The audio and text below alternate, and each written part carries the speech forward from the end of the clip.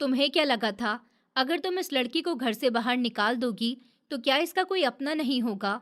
ये बात सुनकर मैं हैरान हो गई थी और मैंने धीरे से पीछे पलटकर देखा था तो मेरे सामने वो इंसान खड़ा था जिसको मैं अपनी बर्बादी की वजह समझती थी। मेरा नाम माही है। हम दो बहन भाई थे। मेरा भाई मुझसे छोटा था, उसका नाम अर्श था और हमारे माँ बाप हम दोनों से बहुत प्यार करते थे।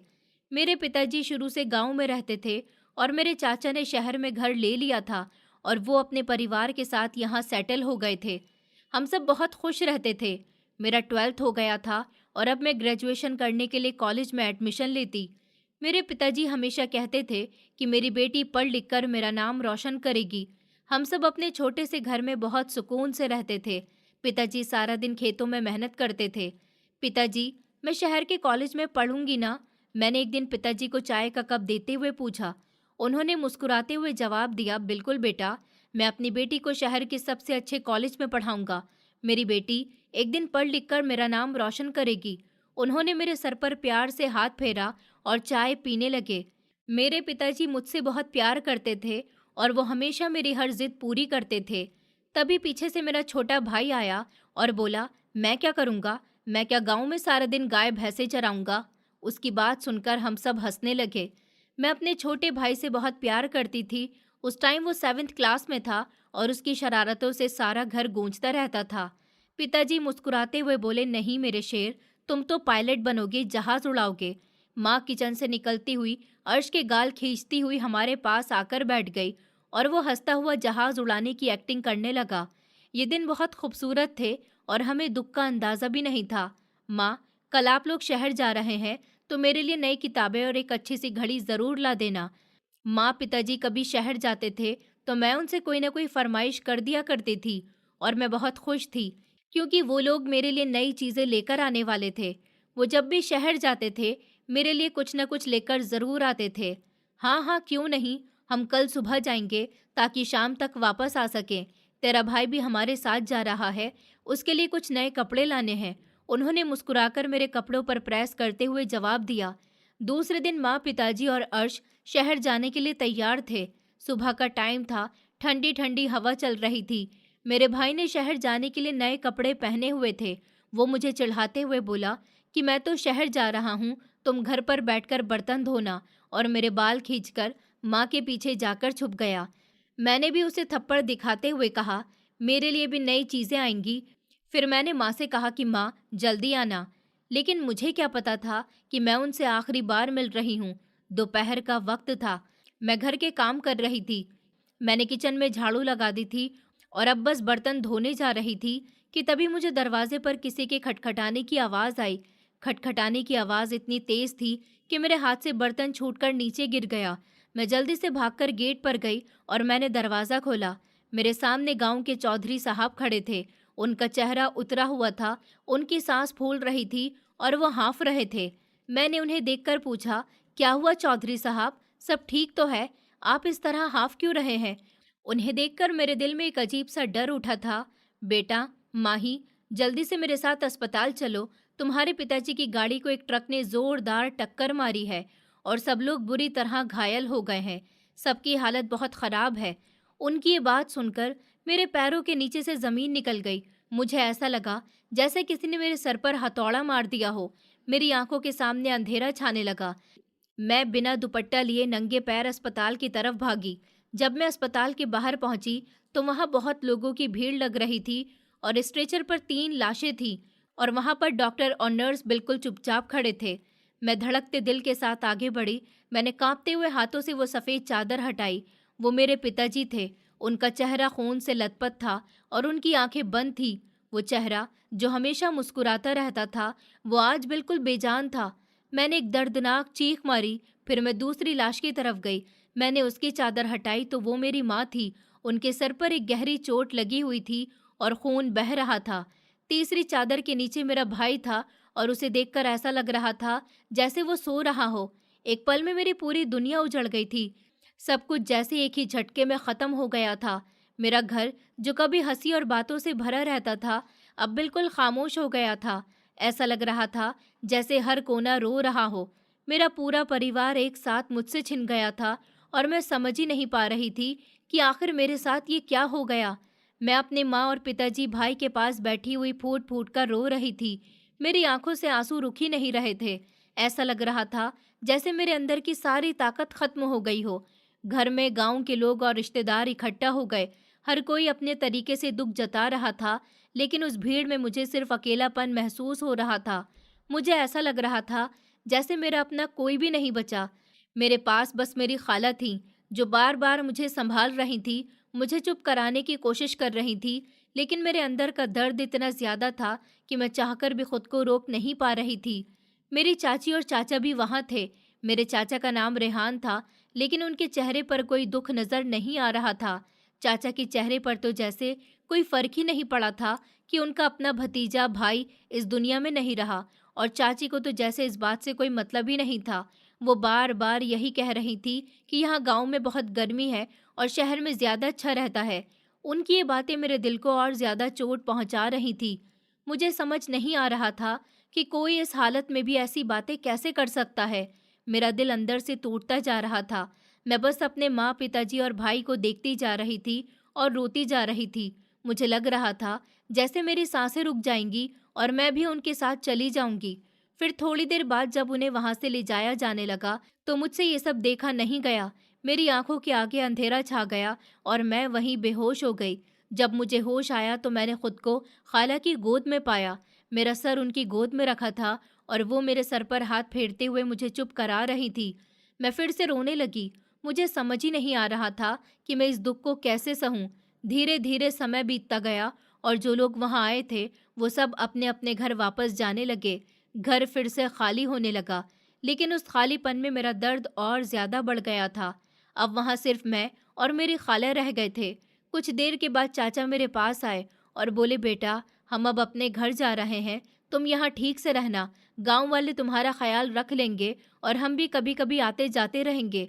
उनकी ये बात सुनकर मुझे और ज्यादा दुख हुआ, क्योंकि मुझे उस समय अपने लोगों की सबसे ज्यादा जरूरत थी, लेकिन वो मुझे अकेला छोड़कर जा रहे थे। मेरी चाची तो मुझसे बात तक करने नहीं आई थी। वो सीधे जाकर गाड़ी में बैठ गई और बिना मेरी तरफ देखे चली गई। मुझे ऐसा लगा जैसे मैं उनके लिए कोई मायने ही नहीं रखती थी। उनके जाने के बाद मैं पूरी तरह टूट गई थी। मुझे समझ नहीं आ रहा था कि मैं अब किसके सहारे जीऊंगी। मेरी हालत ऐसी हो गई थी कि मुझे कुछ भी अच्छा नहीं लगता था। न मुझे भूख लगती थी, न ही मैं कुछ खाती थी। मैं दिन भर एक जगह बैठी रहती थी और बस रोती रहती थी। रात को भी मुझे नींद नहीं आती थी। मैं बार बार उठ जाती थी और मुझे ऐसा लगता था जैसे अभी माँ किचन से मुझे आवाज़ देंगी या पिताजी बाहर से आकर मुझे पुकारेंगे। कई बार तो मुझे सच में उनकी आवाज़ें सुनाई देती थी और मैं भागकर देखने जाती थी, लेकिन वहाँ पर कोई नहीं होता था। तब मेरा दिल और ज़्यादा टूट जाता था। मैं खुद को संभाल नहीं पा रही थी। मैं जैसे अंदर से पूरी तरह खाली हो गई थी। मेरी खाला मुझे समझाती थी, मुझे संभालने की कोशिश करती थी, लेकिन मैं उनकी बातों को समझ ही नहीं पा रही थी। मैं बस अपने पुराने दिनों को याद करती रहती थी और हर पल यही सोचती थी कि काश ये सब एक सपना हो और मैं जाग जाऊं और सब कुछ पहले जैसा हो जाए, लेकिन ऐसा कुछ भी नहीं हो रहा था। हकीकत वही थी जो मेरे सामने थी और मैं उसे बदल नहीं सकती थी। फिर एक दिन खाला मेरे पास आई। उन्होंने बहुत प्यार से मुझसे कहा, बेटा, तुम यहाँ अकेले रहकर क्या करोगी? तुम्हें मेरे साथ मेरे घर चलना चाहिए, वहाँ तुम्हें थोड़ा सहारा मिलेगा। मैं उनकी बात सुनकर चुप हो गई और मैंने उनसे कहा कि मैं इस घर को छोड़कर कैसे जाऊं। इस घर में मेरे माँ पिताजी और भाई की यादें हैं। मैं इन्हें छोड़कर कहीं नहीं जा सकती। ये घर ही अब मेरे पास बचा है। अगर मैं इसे भी छोड़ दूंगी तो मेरे पास क्या रह जाएगा? खाला ने मेरा हाथ पकड़कर कहा कि बेटा, मैं समझ सकती हूँ कि तुम्हारा दिल इस घर से जुड़ा हुआ है, लेकिन तुम यहाँ अकेले रहकर और ज्यादा टूट जाओगी। तुम्हें किसी अपने के साथ रहने की जरूरत है। तुम मेरे साथ चलो, वहाँ तुम सुरक्षित भी रहोगी और मैं तुम्हारा ख्याल भी रखूंगी। उनकी बातों में सच्चाई थी, लेकिन मेरा दिल मानने को तैयार नहीं था। मैं उस घर की हर चीज से जुड़ी हुई थी। हर कोना मुझे मेरे अपने लोगों की याद दिलाता था और मैं उसे छोड़ने के बारे में सोच भी नहीं पा रही थी। लेकिन अंदर ही अंदर मुझे ये भी महसूस हो रहा था कि शायद खाला सही कह रही हैं, क्योंकि इस हालत में अकेले रहना मेरे लिए बहुत मुश्किल होता जा रहा था। मैं बस चुप बैठी रही और सोचती रही कि मुझे क्या करना चाहिए। मेरी जिंदगी एक ऐसे मोड़ पर आकर रुक गई थी जहां मुझे समझ नहीं आ रहा था कि आगे कौन सा रास्ता चुनूं और कौन सा छोड़ूं। तो वो मुझे अपने साथ अपने घर ले गईं। रास्ते भर मैं चुप बैठी रही। मेरा दिल बहुत भारी था और आंखों में बार बार आंसू आ रहे थे, लेकिन मैं रोना नहीं चाहती थी क्योंकि मुझे लग रहा था कि अगर मैं अब भी रोती रही तो शायद मैं कभी संभल ही नहीं पाऊंगी। फिर भी दिल के अंदर एक छोटी सी उम्मीद थी कि शायद अब सब ठीक हो जाएगा। शायद खाला के पास रहकर मुझे थोड़ा सहारा मिल जाएगा और मेरा दर्द थोड़ा कम हो जाएगा। मुझे लग रहा था कि अब कोई अपना मेरे साथ है जो मुझे समझेगा। लेकिन मुझे ये बिल्कुल भी नहीं पता था कि मेरी परेशानियां यहाँ भी ख़त्म नहीं होने वाली, बल्कि एक नई परेशानी मेरा इंतज़ार कर रही है। जब हम उनके घर पहुँचे तो दरवाजे पर उनकी सास खड़ी थी। उन्होंने हमें ऊपर से नीचे तक देखा और बहुत तेज़ आवाज़ में पूछा कि ये कौन है और तुम इसे क्यों लेकर आई हो। मैं डर के मारे खाला के पीछे छिप गई। खाला ने मेरा हाथ कसकर पकड़ लिया और बोली, ये मेरी बहन की बेटी है। इसके माँ बाप अब इस दुनिया में नहीं है। ये बिल्कुल अकेली हो गई है, इसलिए मैं इसे अपने साथ ले आई हूँ। मैं इसे कुछ दिन अपने पास रखूंगी, फिर कहीं और इसका इंतज़ाम कर दूंगी। लेकिन उनकी सास ने उनकी बात पूरी होने से पहले ही गुस्से में बोलना शुरू कर दिया। उन्होंने कहा, ये कोई यतीम खाना नहीं है, ये हमारा घर है और आजकल खर्चा कितना बढ़ गया। तुम्हें पता है, हम किसी और का बोझ नहीं उठा सकते। अगर तुम्हें इसे यहाँ रखना है तो तुम भी इसके साथ यहाँ से जा सकती हो। ये सुनकर खाला की आंखों में आंसू आ गए, लेकिन उन्होंने कुछ नहीं कहा और चुपचाप मुझे अंदर लेकर आ गईं। उनकी सास की बातें मेरे दिल में चुभ रही थी। मुझे लग रहा था जैसे सच में मैं किसी पर बोझ हूँ, जैसे मेरा इस दुनिया में कोई अपना नहीं है। मैं बस चुपचाप उनके पीछे चलती रही। रात होने लगी तो उनकी सास ने मुझे एक पुरानी सी चादर दी और कहा कि हॉल में ही फर्श पर सो जाओ। मैं वहीं एक कोने में लेट गई। मेरी आंखों से आंसू अपने आप बह रहे थे। मैं अपने आप को रोक नहीं पा रही थी। मुझे अपने घर की याद आ रही थी, अपनी माँ की याद आ रही थी जो हमेशा मुझे अपने पास सुलाती थी। मुझे अपने पिताजी की याद आ रही थी जो रात को आकर पूछते थे कि बेटा खाना खाया या नहीं। और मुझे अपने भाई की याद आ रही थी जो हर समय मेरे साथ हंसी मजाक करता रहता था। लेकिन अब कोई नहीं था। सब कुछ एक पल में खत्म हो गया था। थोड़ी देर बाद खाला धीरे से मेरे पास आई। उन्होंने मेरे सर पर हाथ फेरा और बोली, बेटा तुम परेशान मत हो, सब ठीक हो जाएगा। मैं उनसे बात करूंगी। लेकिन मैं जानती थी कि खाला खुद ही बहुत डरती हैं। वो अपनी सास के सामने कुछ नहीं बोल सकती, इसलिए मुझे उनकी बातों से ज्यादा उम्मीद नहीं थी। अगले दिन सुबह होते ही मेरे लिए एक और मुश्किल भरा दिन शुरू हो गया। उनकी सास ने सुबह से ही ताने देने शुरू कर दिए। उन्होंने जोर से आवाज लगाई, उठ जाओ, यहाँ सोने नहीं आई हो। मैं तुरंत उठ गई और किचन में चली गई। वहां जाकर मैं काम करने लगी। मैं बर्तन धो रही थी तो उन्होंने कहा कि साबुन कम लगाओ, क्या तुम्हारे बाप ने भेजा है ये सब खर्च करने के लिए? ये मेरे बेटे की मेहनत की कमाई है। मैंने धीरे से कहा कि जी, मैं कम ही लगा रही हूँ। मेरी आंखों में आंसू आ गए थे, लेकिन मैंने उन्हें गिरने नहीं दिया क्योंकि मुझे पता था अगर मैं रो पड़ी तो वो मुझे और ज्यादा सुनाएंगी। मैं चुपचाप काम करती रही। धीरे धीरे ये मेरी रोज की जिंदगी बन गई थी। सुबह उठते ही काम शुरू हो जाता था। झाड़ू लगाना, बर्तन धोना, खाना बनाना, पानी भरना, जो भी काम मिलता मैं करती रहती थी। लेकिन इसके बाद भी मुझे हर समय ताने ही सुनने को मिलते थे।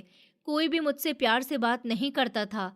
मुझे ऐसा लगता था जैसे मैं इस घर की नहीं हूँ, बस एक नौकर की तरह हूँ।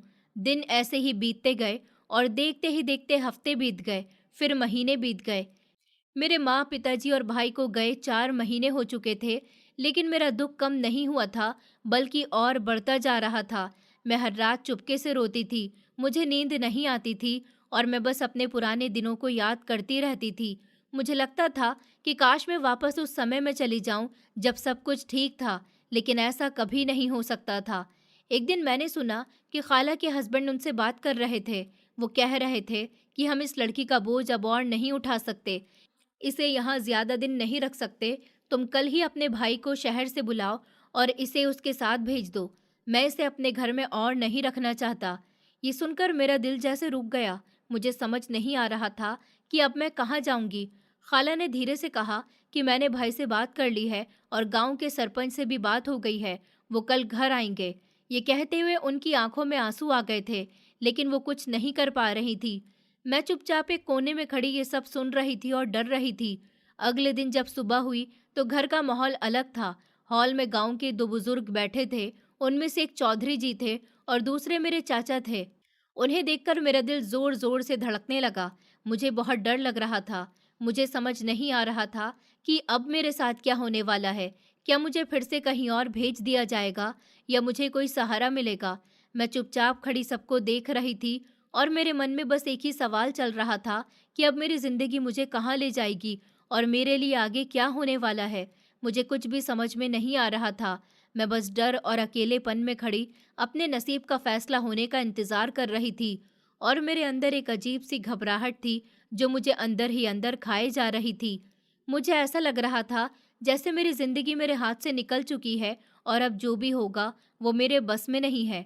मैं बस खड़ी सब देख रही थी और चुपचाप अपने आंसू रोकने की कोशिश कर रही थी, क्योंकि अब मुझे रोने की भी आदत पड़ चुकी थी। लेकिन फिर भी हर बार दिल टूटता था और हर बार ऐसा लगता था जैसे मैं और कमज़ोर हो रही हूँ। लेकिन फिर भी मैं खड़ी थी, क्योंकि मेरे पास और कोई रास्ता भी तो नहीं था। वो सब लोग हॉल में बैठे हुए आपस में धीरे धीरे बातें कर रहे थे और एक कोने में खड़ी मैं सब कुछ सुन रही थी। मेरा दिल इतनी तेज धड़क रहा था जैसे कि अभी बाहर आ जाएगा। मुझे ऐसा लग रहा था जैसे मेरी सांसें भी अटक रही हैं, क्योंकि मुझे अंदाज़ा हो गया था कि अब बात मेरे बारे में होने वाली है। तभी खाला के पति ने थोड़ा आगे झुककर कहा कि अब इस लड़की का क्या करना है, ये कहाँ जाएगी। ये बात सुनकर मेरा दिल जैसे बैठ गया। मुझे ऐसा लगा जैसे मैं कोई इंसान नहीं हूँ बल्कि कोई चीज़ हूँ जिसके बारे में लोग ऐसे ही बैठकर फैसला कर रहे हैं। मुझे बहुत बुरा लग रहा था, लेकिन मैं कुछ नहीं बोल सकती थी। मैं बस चुप होकर खड़ी सब सुन रही थी। तभी गांव के चौधरी जी ने अपनी भारी आवाज में कहा कि इसमें सोचने वाली क्या बात है, हम इसे रेहान के घर भेज देंगे। इसके बाप की जितनी भी जमीन और पैसा है उस पर रेहान की नज़र है, और वैसे भी वो काफ़ी समय से ये सब अपने नाम करना चाहता है, तो ये लड़की वहीं जाएगी। ये सुनकर मेरे पैरों तले ज़मीन खिसक गई। मुझे रेहान का नाम सुनकर ही डर लगने लगा, क्योंकि मैं जानती थी कि वो कैसा इंसान है। गांव में उसके बारे में अच्छी बातें कोई नहीं करता था। वो बहुत ही सख्त और लालची माना जाता था, और मुझे लगा कि अगर मुझे उसके घर भेज दिया गया तो मेरी जिंदगी और भी मुश्किल हो जाएगी। मैं अंदर ही अंदर कांप रही थी। तभी अचानक मेरे चाचा अपनी जगह से खड़े हो गए। उनकी आंखों में एक अलग ही चमक थी, जैसे वो कुछ सोचकर खड़े हुए हों। उन्होंने कहा, अगर आप लोग जायदाद की बात कर रहे हैं तो मेरी भी एक शर्त है। सब लोग उनकी तरफ देखने लगे और हॉल में कुछ पल के लिए सन्नाटा छा गया। फिर चाचा ने कहा कि मैं चाहता हूँ कि माही की शादी मेरे बेटे से कर दी जाए। ये सुनकर मेरा दिल और जोर से धड़कने लगा। मुझे समझ नहीं आ रहा था कि ये सब इतनी जल्दी कैसे हो रहा है और मेरे साथ क्या होने वाला है। चाचा का एक बेटा था समीर, और दो बेटियां थीं। समीर शहर में रहता था, पढ़ा लिखा था और अपने आप को बहुत अलग समझता था। मैंने उसे बस कुछ ही बार देखा था। वो हमेशा थोड़ा घमंडी सा लगता था। चाचा की बात सुनकर चौधरी जी के चेहरे पर खुशी आ गई। उन्होंने तुरंत कहा कि हाँ, ये ठीक रहेगा, ये सबसे अच्छा रास्ता है। तुम अपने बेटे की शादी माही से कर दो और बदले में उसकी सारी जायदाद तुम्हारे नाम कर दी जाएगी। कल पंचायत में सबके सामने ये बात तय कर दी जाएगी और सबके सामने सारी जमीन पैसा तुम्हारे नाम कर दिया जाएगा। ये सुनकर चाचा के चेहरे पर एक अजीब सी मुस्कान आ गई, जैसे उन्हें वो मिल गया हो जो वो शुरू से चाहते थे। अब मुझे पूरी तरह समझ आ गया था कि उन्हें मेरी फिक्र नहीं है। उन्हें सिर्फ मेरे पिताजी की ज़मीन और पैसे से मतलब है। मैं उनके लिए बस एक रास्ता थी जिससे वो सब कुछ अपने नाम कर सके। थोड़ी देर के बाद सब लोग वहाँ से उठकर चले गए और मैं वहीं खड़ी रह गई। मेरा दिल बहुत भारी था और मेरे दिमाग में बहुत सारे सवाल चल रहे थे। मुझे समझ नहीं आ रहा था कि मेरी ज़िंदगी के साथ क्या होने वाला है। मैं चाहकर भी कुछ नहीं कर पा रही थी। मैं बस एक कोने में बैठ गई और चुपचाप रोने लगी। मुझे ऐसा लग रहा था जैसे मेरे पास अब कुछ भी नहीं बचा, न मेरा घर, न मेरे अपने, और अब मेरी जिंदगी का फैसला कोई और कर रहा है। थोड़ी देर के बाद चाचा अपने घर चले गए और वहां जाकर उन्होंने ये बात अपने बेटे समीर को बताई। जैसे ही समीर ने ये सुना, वो गुस्से से पागल हो गया।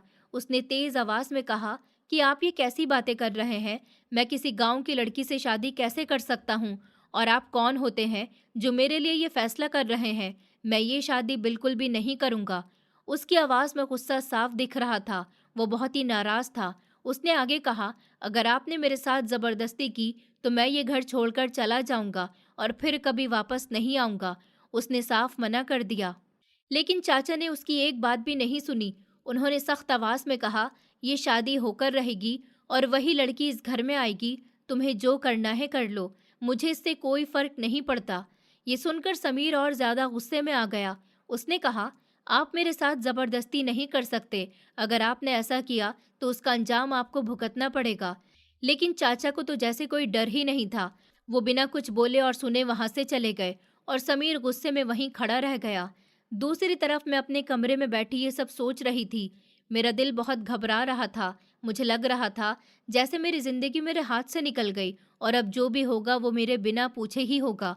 मुझे समझ नहीं आ रहा था कि मैं क्या करूं, मैं किससे मदद मांगूं, क्योंकि मेरा अपना कोई भी नहीं था।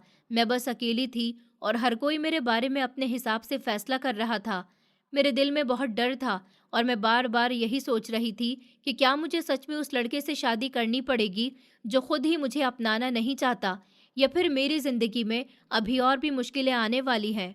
मैं बार बार यही सोच रही थी कि क्या मुझे सच में उस लड़के से शादी करनी पड़ेगी जो खुद ही मुझे अपनाना नहीं चाहता, या फिर मेरी जिंदगी में अभी और भी मुश्किलें आने वाली हैं। मैं बस चुपचाप बैठी रही। मेरी आंखों से आंसू बहते रहे और मेरे पास कोई जवाब नहीं था। बस एक डर था जो हर पल बढ़ता जा रहा था और एक ऐसा भविष्य जो मुझे साफ दिखाई नहीं दे रहा था। लेकिन मुझे ये ज़रूर महसूस हो रहा था कि आने वाला समय मेरे लिए बहुत मुश्किल होने वाला है और मुझे ये सब सहना ही पड़ेगा, क्योंकि मेरे पास और कोई रास्ता नहीं था। मैं बस अपने आप को संभालने की कोशिश कर रही थी, लेकिन अंदर से मैं पूरी तरह टूट चुकी थी और मुझे ऐसा लग रहा था जैसे मेरी आवाज़ कहीं खो गई है और अब कोई भी मेरी बात सुनने वाला नहीं है। मैं बस खामोश थी और अपने नसीब के फैसले का इंतज़ार कर रही थी। शाम धीरे धीरे ढल रही थी, आसमान का रंग बदल रहा था और घर के अंदर एक अजीब सी खामोशी फैल गई थी। मैं अपने कमरे के कोने में बैठी थी, घुटनों को सीने से लगाकर, और मेरी आंखें सूज चुकी थी। इतना रो चुकी थी कि अब आंसू भी जैसे सूखने लगे थे, लेकिन दिल का दर्द कम नहीं हो रहा था। हर पल बस यही लग रहा था कि मेरी जिंदगी मुझसे छीन ली गई है। तभी दरवाजे के पास हल्की सी आहट हुई और मैंने सर उठाकर देखा तो खाला खड़ी थी। उनका चेहरा बहुत उदास था और आंखों में आंसू साफ नजर आ रहे थे। वो धीरे धीरे मेरे पास आई और मेरे बगल में बैठ गईं। कुछ पल तक वो कुछ नहीं बोली, जैसे शब्द ही नहीं मिल रहे हों। फिर उन्होंने बहुत धीमी आवाज में कहा, बेटा, तेरी शादी तेरे चाचा के बेटे के साथ तय हो गई है और कल ही तुम दोनों की शादी हो जाएगी। उनकी ये बात सुनते ही ऐसा लगा जैसे मेरे कानों में कोई तेज आवाज गूंज गई हो और सब कुछ थम गया हो। मेरा दिल जोर से धड़कने लगा और मैं एकदम से खड़ी हो गई। मैंने कांपती हुई आवाज में कहा, क्या मैं कोई इंसान नहीं हूँ? क्या मेरी अपनी कोई मर्जी नहीं है? क्या आप लोगों ने मुझे किसी जानवर की तरह समझ लिया, जिसे जहाँ चाहे बांध दिया? एक बार भी मुझसे पूछना जरूरी नहीं समझा आप लोगों ने? मेरी आवाज टूट रही थी, गला भर आया था और आंखों से आंसू अपने आप बहने लगे। खाला भी मुझे देखकर रोने लगी। उन्होंने मेरा हाथ पकड़ा और कहा कि बेटा, मैं तेरी हालत समझती हूँ, लेकिन सच यही है कि इस दुनिया में औरत की कोई मर्जी नहीं होती, खास कर उस औरत की जो अकेली हो, जिसके पास कोई सहारा न हो। लोग उसके लिए खुद ही फैसले कर लेते हैं और उसे बस मानना पड़ता है। उनकी बात सुनकर मेरा दिल और टूट गया, क्योंकि मैं जानती थी कि वो गलत नहीं कह रही थी। ये सच था, बहुत कड़वा सच, जिसे मैं चाहकर भी बदल नहीं सकती थी। मैं वहीं बैठ गई और फूट फूट कर रोने लगी। मुझे लग रहा था जैसे मेरी जिंदगी अब मेरी नहीं रही। उस रात मेरे लिए एक एक पल काटना मुश्किल हो गया था। मैं बिस्तर पर लेटी थी, लेकिन नींद मेरी आंखों से कोसों दूर थी। हर बार जब मैं आंखें बंद करती तो मुझे अपने माँ, पिताजी और भाई का चेहरा नजर आता और फिर अचानक मुझे याद आता कि अब मैं बिल्कुल अकेली हूँ और अब मेरी शादी उस इंसान से होने वाली है जिसे मैं जानती भी नहीं हूँ। मैं बार बार सोचती थी कि अगर मेरे माँ पिताजी होते तो क्या वो ये सब होने देते? क्या वो मुझे ऐसे किसी के साथ भेज देते? शायद नहीं। लेकिन अब कोई नहीं था जो मेरे लिए खड़ा हो सके। रात भर मैं कभी रोती, कभी छत को देखती और कभी खुद से सवाल करती रही, लेकिन किसी भी सवाल का कोई जवाब नहीं था। सुबह हुई तो जैसे मेरी जिंदगी का एक नया और भारी दिन शुरू हो गया। खाला मेरे पास आई। उनके हाथ में एक लाल रंग का पुराना सा जोड़ा था। उन्होंने उसे मेरे सामने रखते हुए कहा, बेटा, ये पहन लो और तैयार हो जाओ, दोपहर तक बारात आ जाएगी। उनकी आवाज़ में मजबूरी थी और आंखों में दर्द। मैंने बिना कुछ कहे वो कपड़े ले लिए और चुपचाप बैठी रही। मुझे ऐसा लग रहा था जैसे मैं कोई जिंदा इंसान नहीं हूँ, बल्कि एक शरीर हूँ जिसमें जान ही नहीं है। थोड़ी देर के बाद घर में हलचल शुरू हो गई। खाला इधर उधर जा रही थी, कुछ तैयारी कर रही थी, लेकिन उस घर में कोई खुशी नहीं थी, कोई हंसी नहीं थी, बस एक अजीब सा बोझ था हवा में। मैं धीरे धीरे तैयार हुई और वहीं बैठी रही। तभी खाला भी मेरे पास आई और बोली, माही, तू तैयार हो गई? मैंने उनकी तरफ देखा और बहुत धीमी आवाज में कहा कि मैं तो कब से तैयार हूँ। एक लाश को कफन पहनाने में कितना वक्त लगता है। मेरी ये बात सुनकर खाला का दिल टूट गया। उनकी आंखों से आंसू बहने लगे, लेकिन उन्होंने कुछ नहीं कहा, बस मेरे सर पर हाथ फेरा और फिर बाहर चली गईं। थोड़ी देर बाद शादी की रस्में शुरू हो गईं। सब कुछ बहुत जल्दी हुआ, न ढोल न शोर, बस कुछ लोग और कुछ शब्द, और मेरी जिंदगी बदल गई। मुझे समझ ही नहीं आया कि कब मैं एक बेटी से किसी की बीवी बन गई। शादी के बाद मैं चाचा और उनके बेटे के साथ शहर चली गई। उनका घर बहुत बड़ा था, बहुत अलग था मेरे गांव के घर से, लेकिन उस बड़े घर में मुझे कोई कोना नहीं दिख रहा था। जैसे ही मैं अंदर गई, मेरा दिल जोर से धड़क रहा था। मैं डरी हुई थी और अकेली भी। तभी अचानक सब कुछ बदल गया। चाचा का बेटा अंदर गया और कुछ ही पल में एक बैग लेकर बाहर आया। उसके चेहरे पर गुस्सा साफ दिख रहा था। उसने जोर से कहा कि मैं ये घर छोड़कर जा रहा हूँ और अब कभी वापस नहीं आऊंगा। ये सुनकर सब लोग सुन रह गए। चाची रोने लगी और उसके पास जाकर बोली, बेटा, ये क्या कह रहे हो? तुम्हारी अभी अभी शादी हुई है, तुम अपनी बीवी को अकेला छोड़कर कहाँ जाओगे? ये तुम्हारा घर है। लेकिन उसने गुस्से में कहा, मैंने पहले ही कहा था, अगर आपने मेरी शादी जबरदस्ती करवाई तो मैं इस घर में नहीं रहूंगा। आपने ये शादी सिर्फ जायदाद के लिए की है। अब जब आपको सब मिल गया तो आप खुश रहिए, मैं यहाँ नहीं रह सकता। उसकी आवाज में दर्द भी था और गुस्सा भी। चाची उसे रोकने की कोशिश करती रही, उसका हाथ पकड़ती रही, लेकिन उसने किसी की एक नहीं सुनी। मैं दरवाजे के पास खड़ी सब देख रही थी। मेरी आंखों से आंसू बह रहे थे, लेकिन मैं आवाज नहीं कर पा रही थी। मुझे लग रहा था जैसे मेरी जिंदगी फिर से टूट रही है। अभी तो मैंने इस रिश्ते को समझा भी नहीं था और ये रिश्ता टूटने की कगार पर था। मेरे अंदर एक खालीपन था, एक डर था और एक सवाल था कि अब क्या होगा? मैं कहाँ जाऊंगी? कौन मुझे अपनाएगा? मैं वहीं खड़ी रही और बस देखती रही, क्योंकि अब मेरे पास रोने के अलावा और कुछ भी नहीं बचा था। और मुझे ये साफ समझ आ गया था कि मेरी जिंदगी आसान नहीं होने वाली है, बल्कि हर कदम पर मुझे एक नई परीक्षा से गुजरना होगा और मुझे खुद ही अपने आप को संभालना होगा, क्योंकि अब मेरा कोई नहीं था जो मुझे बचा सके या मेरे लिए लड़ सके। मैं बस अकेली थी और यही मेरी सबसे बड़ी सच्चाई थी। वो घर छोड़कर चला गया था और उसके जाते ही उस बड़े से घर का माहौल एकदम बदल गया था। अभी कुछ देर पहले तक जहाँ लोग इधर उधर घूम रहे थे, अब वहाँ अजीब सी खामोशी और भारीपन छा गया था। लेकिन उस खामोशी के अंदर भी चाची के रोने की आवाज गूंज रही थी। वो फूट फूट कर रो रही थी और बार बार मुझे कोस रही थी। मैं दरवाजे के पास खड़ी सब कुछ देख रही थी। मेरे पैर जैसे जमीन पर जम गए थे। मैं चाहकर भी हिल नहीं पा रही थी। उनका हर शब्द मेरे दिल में चुभ रहा था। वो कह रही थी कि मेरे बेटे को इस मनहूस लड़की ने भगा दिया। अगर ये घर में नहीं आती तो मेरा बेटा कहीं नहीं जाता। मैं ये सब सुन रही थी और मेरे अंदर बस एक ही सवाल घूम रहा था कि इसमें मेरी क्या गलती है। लेकिन मेरे पास बोलने की हिम्मत नहीं थी। मैं बस खामोश खड़ी रही। कुछ देर बाद चाचा ने चाची को पकड़कर कहा कि बस करो, अब चुप हो जाओ और कमरे में चलो। फिर उन्होंने मुझे एक नज़र देखा, लेकिन कुछ नहीं कहा, जैसे मैं उनके लिए कोई मायने ही नहीं रखती थी। तभी चाची की दोनों बेटियां मेरे पास आईं। उन्होंने मुझे ऊपर से लेकर नीचे तक देखा और मुंह बनाकर हंसने लगी। उनकी नज़रों में नफरत साफ दिख रही थी। उन्होंने मेरा हाथ पकड़ा और मुझे एक कमरे में ले जाकर अंदर बैठा दिया और बाहर से दरवाज़ा बंद कर दिया। मैं उस कमरे में अकेली रह गई थी। चारों तरफ सन्नाटा था और मेरे अंदर तूफान चल रहा था। मैं ज़मीन पर बैठ गई और ज़ोर ज़ोर से रोने लगी। मुझे ऐसा लग रहा था जैसे मेरी ज़िंदगी का कोई रास्ता ही नहीं बचा। मैं इतनी बेबस थी कि अपने लिए कुछ नहीं कर सकती थी, ना ही मेरे पास कोई अपना था जिससे मैं मदद मांग सकूं। मैं बस ज़मीन पर बैठी रो रही थी। तभी अचानक से दरवाज़ा खुला और बाहर की हल्की सी रोशनी अंदर आई। मैंने सर उठाकर देखा तो सामने चाची खड़ी थी। उनके चेहरे पर गुस्सा था और आंखों में नफरत। जैसे ही वो अंदर आई, उन्होंने मुझे ताने देना शुरू कर दिया। उन्होंने कहा, मनहूस कहीं की, अपने माँ बाप को तो खा गई और अब मेरे बेटे को भी भगा दिया। एक पल के लिए मेरे मन में आया कि मैं उन्हें जवाब दूं और कहूं कि इसमें मेरी क्या गलती है, लेकिन मेरे अंदर इतनी हिम्मत नहीं थी कि मैं कुछ उन्हें कह सकूं। मैं बस सर झुकाकर बैठी रही और उनकी बातें सुनती रही। तभी पीछे से उनकी दोनों बेटियां भी अंदर आ गईं और वो भी मुझे सुनाने लगी। एक बोली कि इस मनहूस की वजह से हमारा भाई घर छोड़कर चला गया।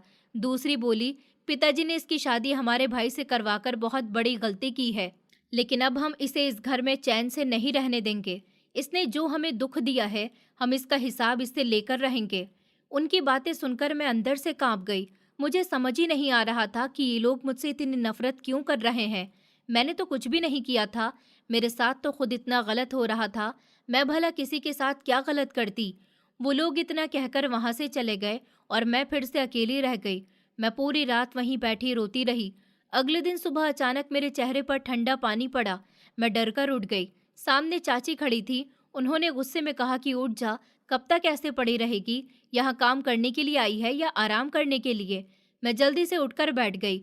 उन्होंने कहा कि चल उठ और घर की सफाई कर, फिर किचन में जाकर हमारे लिए खाना बना। मैं डरते डरते काम करने लगी। सबसे पहले मैंने आंगन में झाड़ू लगाई। ये घर इतना बड़ा था कि काम खत्म होने का नाम नहीं ले रहा था। मेरी कमर दर्द करने लगी थी, हाथ कांपने लगे थे, लेकिन मैं रुक नहीं सकती थी क्योंकि मुझे डर था कि अगर मैं रुकी तो मुझे फिर से डांट पड़ेगी। सफाई करने के बाद मैं किचन में गई और खाना बनाने लगी। मैंने जैसे तैसे नाश्ता तैयार किया और टेबल पर रख दिया। तभी चाची की एक बेटी आई। उसने पराठा उठाया और देखते हुए बोली, ये कैसा बनाया है? क्या तुम्हें पराठा बनाना भी नहीं आता?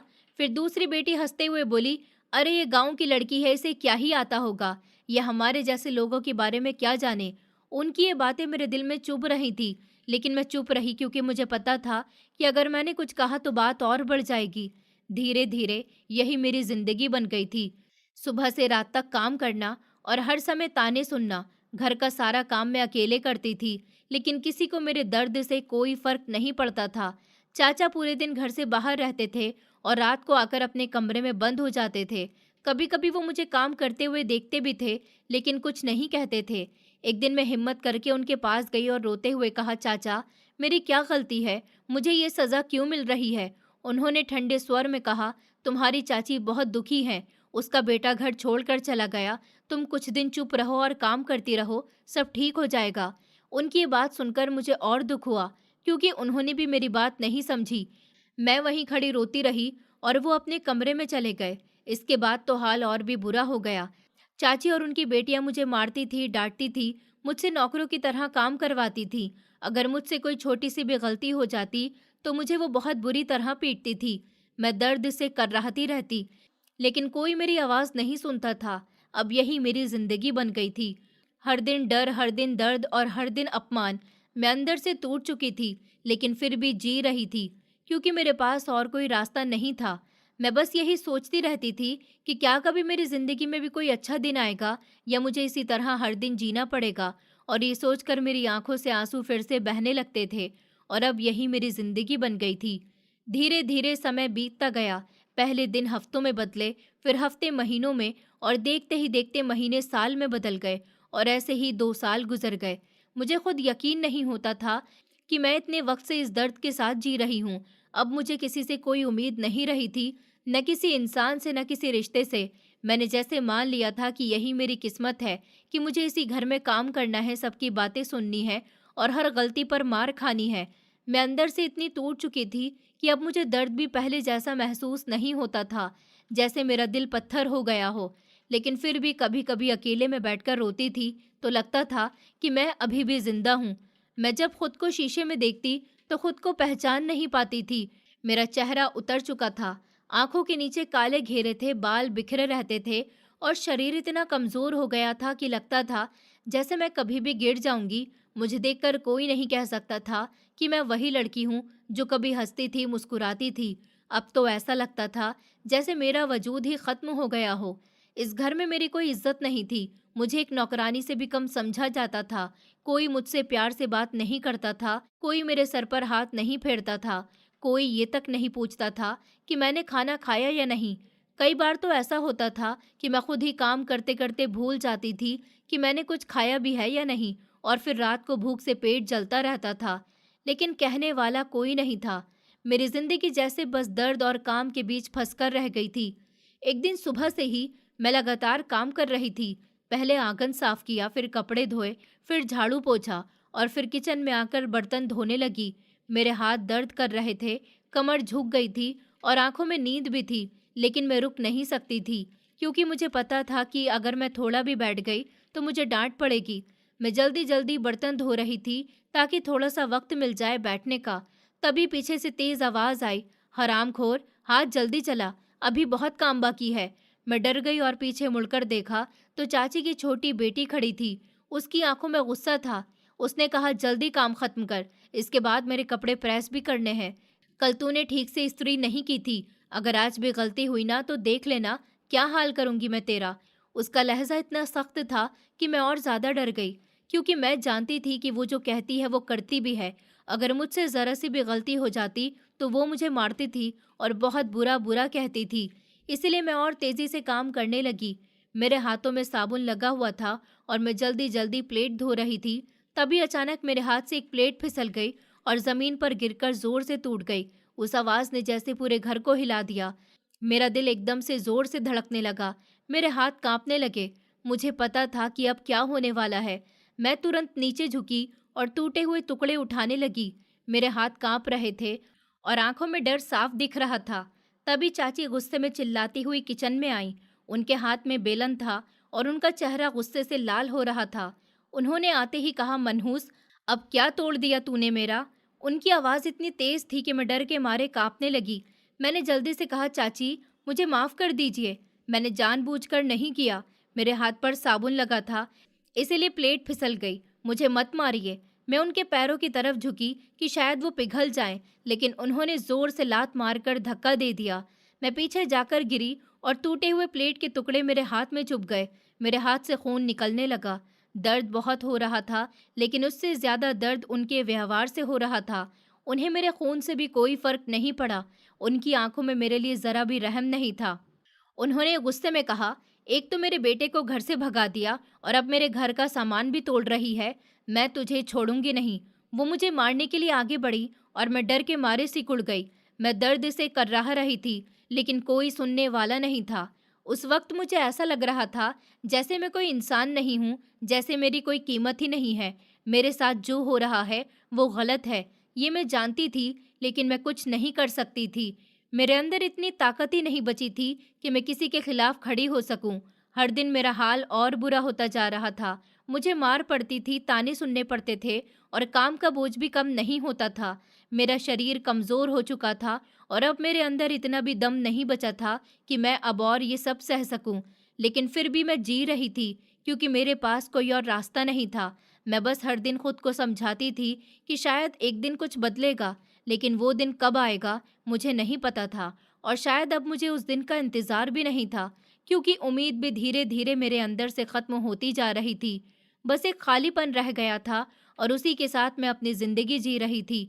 उस रात के बाद मेरी हालत और भी ख़राब हो गई थी। मैं पूरी तरह से टूट चुकी थी। मेरा शरीर पहले ही कमज़ोर था और अब ठंड में पूरी रात बाहर बैठने की वजह से जैसे मेरी सारी ताकत ख़त्म हो गई थी। मैं वहीं दीवार से टिककर बैठी थी। मेरे हाथ पैर सुन्न हो चुके थे। सांस लेते वक्त भी सीने में दर्द हो रहा था और आंखें इतनी भारी हो गई थी कि खुली रखना मुश्किल हो रहा था। लेकिन डर की वजह से मैं सो भी नहीं पा रही थी। मुझे ऐसा लग रहा था कि अगर मैंने आंखें बंद कर ली तो शायद फिर कभी खोल नहीं पाऊंगी। हवा लगातार चल रही थी और हर झोंका मेरे शरीर को और अंदर तक जमा रहा था। मेरे पास कोई चादर नहीं थी, कोई सहारा नहीं था, बस मैं थी और मेरी सांसें जो धीरे धीरे कमज़ोर होती जा रही थी। मैं बार बार ऊपर देखती और रोते हुए दुआ करती कि मुझे इस हालात से निकाल लो। अब मुझसे ये सब नहीं सहा जाता। मैं बहुत थक चुकी हूँ। मैं बहुत टूट चुकी हूँ। मुझ में अब और ताकत नहीं बची है। मैं बस ये सोच रही थी कि क्या मेरी ज़िंदगी ऐसे ही ख़त्म हो जाएगी? क्या कोई नहीं आएगा मुझे बचाने के लिए? क्या मैं हमेशा के लिए इसी दर्द में रह जाऊंगी? मेरे दिल में डर भी था और एक अजीब सा खालीपन भी, जैसे सब कुछ खत्म हो चुका। फिर अचानक पीछे से एक आवाज़ आई, तुम यहाँ बाहर इतनी ठंड में क्या कर रही हो? वो आवाज़ मेरे कानों में जैसे धीरे से गूंजी और मैं एकदम चौंक गई। मेरी धड़कनें तेज हो गईं। मैंने धीरे से अपना सर घुमाया और पीछे देखा तो एक नौजवान खड़ा था। उसने लंबा सा कोट पहना हुआ था और उसके चेहरे पर हैरानी साफ दिख रही थी। वो मुझे ऐसे देख रहा था जैसे उसे यकीन नहीं हो रहा हो कि कोई इस हालत में बाहर बैठा हो। मैं उसे देखती रह गई। मेरी आंखों में आंसू थे और होठ कांप रहे थे। मैं कुछ बोल नहीं पा रही थी। मेरी आवाज़ जैसे कहीं खो गई थी। उसने थोड़ा पास आकर फिर पूछा, तुम ठीक हो? तुम यहाँ क्यों बैठी हो? उसकी आवाज़ में सख्ती नहीं थी बल्कि चिंता थी, जैसे वो सच में मेरी हालत देखकर परेशान हो गया हो। मैंने कोशिश की कुछ बोलूं, लेकिन मेरे होठ सिर्फ कांपे और आवाज़ नहीं निकली। मेरा गला सूख चुका था और शरीर इतना कमज़ोर था कि शब्द भी साथ नहीं दे रहे थे। उसने तुरंत अपना कोट उतारा और मेरे कंधों पर डाल दिया। कोट की गर्मी मेरे शरीर को छूते ही जैसे मुझे थोड़ा सा सहारा मिला। मेरे कांपते हुए हाथ उस कोट को पकड़ने लगे और मेरी आंखों से आंसू और तेज बहने लगे। इतने समय के बाद किसी ने मेरे लिए कुछ किया था, बिना कुछ पूछे, बिना मुझे दोष दिए। उसने धीरे से कहा कि तुम अंदर क्यों नहीं जाती? इतनी ठंड में बाहर बैठना ठीक नहीं है। मैं बस उसकी तरफ देखती रही। फिर धीरे से मैंने सर झुका लिया और बहुत मुश्किल से कहा कि मुझे अंदर नहीं जाने दिया गया। मेरी आवाज़ बहुत धीमी थी, लेकिन उसने सुन ली। उसने थोड़ी देर तक मुझे देखा, जैसे वो सब समझने की कोशिश कर रहा हो। फिर उसने कहा, ऐसा कैसे हो सकता है? कोई तुम्हें इस हालत में कैसे बाहर छोड़ सकता है? उसकी बात सुनकर मेरे दिल में फिर दर्द उठा, क्योंकि यही तो मेरी सच्चाई थी कि मुझे किसी ने बाहर ही छोड़ दिया था। मैंने कुछ नहीं कहा, बस चुप रही। उसने चारों तरफ देखा, फिर मेरी तरफ झुककर बोला, चलो उठो, यहाँ मत बैठो, तुम बीमार हो जाओगी। उसने मेरा हाथ पकड़ने की कोशिश की तो मैं डर गई और थोड़ा पीछे हट गई। मुझे डर था कि कहीं वो भी मुझे नुकसान ना पहुंचाए, क्योंकि अब तक मैंने यही देखा था कि हर कोई मेरे साथ बुरा ही करता है। उसने मेरा डर समझ लिया और धीरे से बोला, डरो मत, मैं समीर हूँ, मुझे ठीक से देखो और पहचानो। जब मैंने उसे देखा तो वो मेरा ही शौहर था। फिर उसने कहा कि मैं कुछ नहीं करूँगा, बस यहाँ बैठना ठीक नहीं है। उसकी आवाज़ में इतनी सच्चाई थी कि मैं कुछ पल के लिए शांत हो गई। मैंने धीरे से उसका हाथ थाम लिया। मेरा हाथ बहुत ठंडा था और कांप रहा था। उसने मुझे सहारा देकर उठाया। मेरे पैर सुन्न हो चुके थे, इसलिए खड़े होना भी मुश्किल हो रहा था। मैं लड़खड़ा गई तो उसने तुरंत मुझे संभाल लिया। उसके इस व्यवहार से मेरे दिल में एक अजीब सा एहसास हुआ, जैसे कोई अपना सहारा दे रहा हो। वो मुझे धीरे धीरे पास की सीढ़ियों तक ले गया और बैठा दिया। उसने फिर पूछा, तुम्हारा घर यही है? मैंने धीरे से सर हिलाया। उसने दरवाजे की तरफ देखा और फिर बोला, क्या किसी ने तुम्हें सच में बाहर निकाल दिया? मैंने आंखों में आंसू लिए सर झुका लिया और कहा कि हाँ। उसने गहरी सांस ली और कुछ पल के लिए चुप हो गया, जैसे वो सोच रहा हो कि क्या करे। फिर उसने कहा, तुम यहाँ नहीं रह सकती इतनी ठंड में, ये ठीक नहीं है। वो कुछ देर सोचता रहा और फिर बोला, अगर तुम चाहो तो मैं तुम्हें यहाँ से कहीं और ले जा सकता हूँ, जहाँ तुम सुरक्षित रहो। उसकी ये बात सुनकर मैं एकदम चौंक गई। मुझे समझ नहीं आ रहा था कि मैं क्या करूँ। मेरे सामने पहली बार कोई रास्ता खुल रहा था, लेकिन मुझे डर भी लग रहा था कि कहीं ये भी कोई धोखा ना हो। मेरा दिल डर और उम्मीद के बीच फंस गया था। मैं उसकी तरफ देख रही थी और सोच रही थी कि क्या मैं इस पर भरोसा कर सकती हूँ या नहीं। मेरी आंखों में आंसू थे और दिल बहुत तेज धड़क रहा था। मुझे लग रहा था कि शायद मेरी जिंदगी का ये एक ऐसा मोड़ है जहाँ से सब कुछ बदल सकता है या फिर और भी खराब हो सकता है। मैं कुछ समझ नहीं पा रही थी, लेकिन एक बात साफ थी कि अगर मैं यही रही तो मेरी हालत और भी खराब हो जाएगी। मैं फिर से उस ठंडी हवा को महसूस कर रही थी जो मेरे शरीर को जमा रही थी, और मुझे याद आ रहा था कि मेरे अंदर मेरे लिए सिर्फ दर्द और अपमान है। मैं कुछ पल तक चुप रही, फिर धीरे से उसकी तरफ देखा और बहुत हल्की आवाज़ में कहा कि मुझे यहाँ से ले चलो। मेरी आवाज़ में डर भी था और उम्मीद भी। उसने मेरी बात सुनी और धीरे से सर हिलाया। फिर उसने मुझे संभालते हुए खड़ा किया और उसने घर के अंदर जाने के लिए दरवाज़ा खोला। लेकिन मेरे दिल में एक छोटी सी उम्मीद जाग चुकी थी कि शायद अब मेरी ज़िंदगी बदल सकती है। शायद अब मुझे वो दर्द नहीं सहना पड़ेगा जो अब तक सहती आई हूँ। उस वक्त पहली बार मुझे ऐसा लगा कि शायद ऊपर वाले ने मेरी दुआ सुन ली है और मेरे लिए कोई रास्ता भेजा है जो मुझे इस अंधेरे से बाहर निकाल सकता है। उसने मुझे ध्यान से देखा और उसकी आंखों में हैरानी के साथ दर्द भी साफ दिख रहा था। उसने धीमी आवाज में कहा, ये तुम्हारी क्या हालत कर दी है इन्होंने? तुम तो ठीक से खड़ी भी नहीं हो पा रही हो। उसने मुझे धीरे से सहारा दिया। उसके हाथ में मजबूती थी, लेकिन उस पकड़ में नरमी थी, जैसे वो मुझे गिरने से बचाना चाहता हो। मैं उसके सहारे खड़ी हुई और वो मुझे संभालते हुए घर के अंदर हॉल तक ले आया। जैसे ही दरवाज़ा खुला, अंदर से आवाज़ आई और दरवाजे की आहट सुनते ही चाची और उनकी दोनों बेटियां बाहर आ गईं। जैसे ही उनकी नज़र उस पर पड़ी, वो ज़ोर से रो पड़ी। चाची उसके पास भागते हुए आई और बोली, मेरा बेटा समीर, तू कहाँ चला गया था? तूने एक बार भी मुझे याद नहीं किया। आज पूरे 2 साल के बाद तू वापस आया है। इतना कहते हुए वो उसे गले लगाने के लिए आगे बढ़ी, लेकिन उसने हाथ उठाकर उन्हें रोक दिया। उसके चेहरे पर गुस्सा था और आंखों में दर्द। उसने सख्त आवाज में कहा कि आपको शर्म नहीं आती? आप ये क्या कर रही हैं? अगर मैं इस घर को और इसे छोड़कर चला गया था, तो आपने इसकी ये क्या हालत कर दी है? उसने मेरी तरफ इशारा किया और कहा, इसके अंदर इतनी जान भी नहीं बची कि ये ठीक से खड़ी हो सके। उसकी आवाज कांप रही थी, जैसे उसे अपने किए पर पछतावा हो रहा हो। उसने आगे कहा, मेरी गलती थी। अगर मैंने शादी की थी तो मुझे निभानी चाहिए थी, लेकिन मैं अपने गुस्से में इतना अंधा हो गया था कि बिना कुछ सोचे समझे इस घर को छोड़कर चला गया। लेकिन आप लोग, आपने ऐसा क्यों किया? इसने आपका क्या बिगाड़ा था कि आपके दिल में इसके लिए जरा सा भी रहम नहीं आया? उसकी हर बात सुनकर हॉल में खामोशी छा गई। किसी के पास कोई जवाब नहीं था। फिर उसने धीरे से अपनी नजरें झुका ली और बोला, जिस दिन मैं इस घर से गया था उसी दिन रास्ते में एक हादसा हो गया था।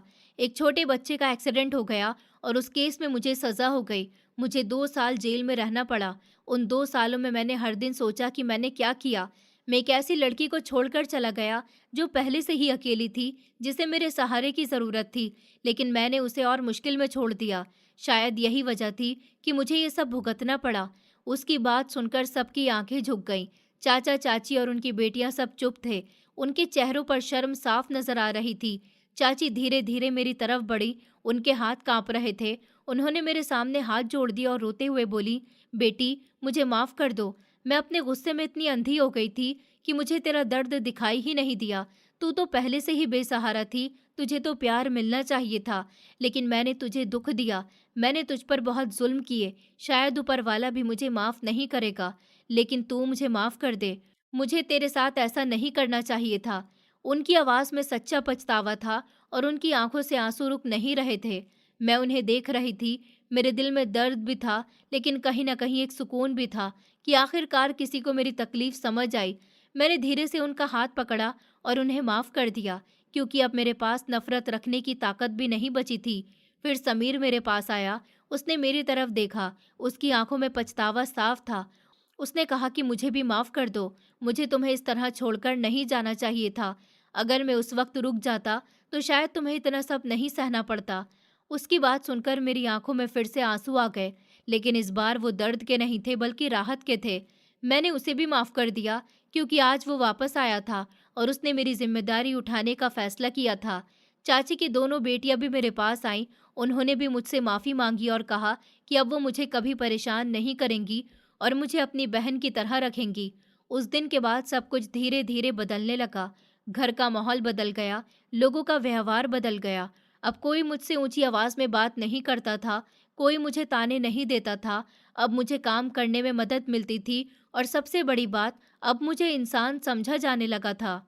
समीर हर वक्त मेरा ख्याल रखता था, मुझे दवा देता था, मेरे जख्मों पर मरहम लगाता था और मुझे संभालता था। धीरे धीरे मेरी तबीयत भी ठीक होने लगी। मेरे चेहरे पर फिर से थोड़ी जान आने लगी और मेरे दिल में भी एक नई उम्मीद जागने लगी। अब मैं समीर के साथ एक नई जिंदगी जी रही थी, जहाँ दर्द कम था और सुकून ज्यादा था। अब मुझे ये समझ आ गया था कि जिंदगी चाहे जितनी भी मुश्किल क्यों ना हो, अगर सही वक्त पर कोई साथ देने वाला मिल जाए तो सब कुछ बदल सकता है। और आज मैं उसी बदलाव के साथ खुश हूँ, क्योंकि अब मेरे पास एक ऐसा सहारा है जो कभी मुझे अकेला नहीं छोड़ता। और अब मैं पहले की तरह डर कर नहीं, बल्कि थोड़ा हिम्मत के साथ जीना सीख रही हूँ, और यही मेरी सबसे बड़ी जीत है। दोस्तों, उम्मीद करती हूँ आपको हमारी कहानी पसंद आई होगी। कहानी पसंद आई है तो वीडियो को लाइक करें, चैनल पर नए हैं तो चैनल को सब्सक्राइब करें और हाँ, नोटिफिकेशन बेल को ज़रूर दबाएं ताकि अगली अपडेट सबसे पहले आपको मिले।